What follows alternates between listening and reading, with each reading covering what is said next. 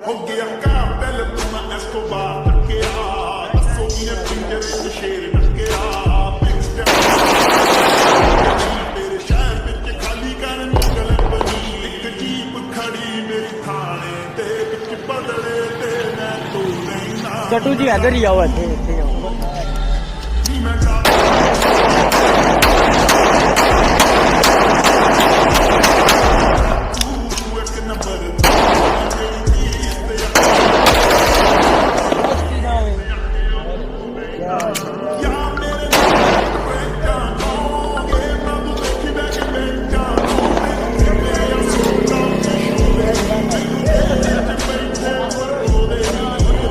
ਦੱਸਿਓ ਖਾਨ ਜੀ ਮੈਂ ਕਰਦਾ ਨਹੀਂ